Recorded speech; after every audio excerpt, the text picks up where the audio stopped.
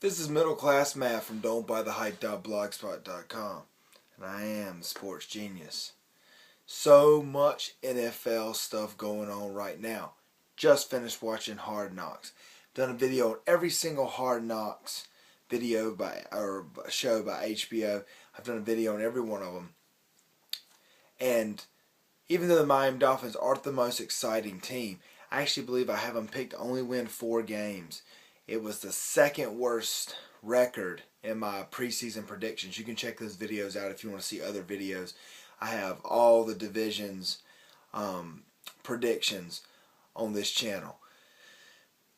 But as bad as they are, they have some pretty good players, some pretty interesting players, and HBO really brought that out. They always do. They sell sports better than anybody. It's amazing to me that ESPN is like the sports authority on television, but HBO is the best. I mean, there's no doubt about it. The reporting and stuff they do, superior to everybody else. Well, on Hard Knocks, I'm going to go over a few things. I got some notes of some things that I found interesting. One, there's a few things that I saw coming as a sports genius. Probably a lot of people did too. One was that they would eventually get back to Chad Johnson. Chad Johnson's a has-been. He may never get another chance on a team. He's old. But man, he is training hard. You saw that out there. And if anybody's got a shot, it's somebody that works that hard. But he was seen as one of the best interviews, funniest guys on the block when he was out there scoring touchdowns. Now that he does it, it seems ridiculous and clownish. Another one is that I knew they weren't going to keep 2 veteran quarterbacks. I know I talked about that in past videos. And so they cut David Garrard. And it makes sense because this guy, Pat Delvin, is really liked by Joe Pillman. He's a quarterback. Pat Delvin's a quarterback for the Miami Dolphins. And Joe Pillman, the coach, has really sort of taken a liking to him, has taken him under his wings. He even called him the teacher's pet. Well, there's another guy that was cut, even though I believe he was picked up, Clyde Davis. He was a wide receiver. They talked about him having 4.3 speed. Even though he couldn't, they said, hardly play football. He didn't look very good out there. The coach actually have a quote here by Joe Pillman.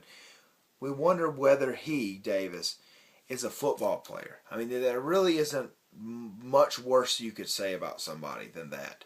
But why is he able to make a roster and be around 4.3 speed?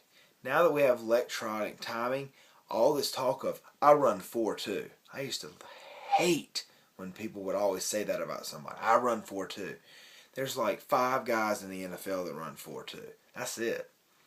All this 4.2 talk is ridiculous. 4.3 is blazing fast. And so he was a player that, they kind of spotlighted. 2 other players they spotlighted were Jarrell Root and a guy named Aha Tui. I probably butchered that name. They kind of showed what was going on between them. They played together and how they were going in different paths. Aha Tui was serious out there.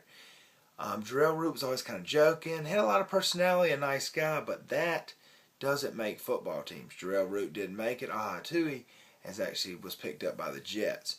He had a much more serious, workman-like attitude. That's what gets it done in the NFL.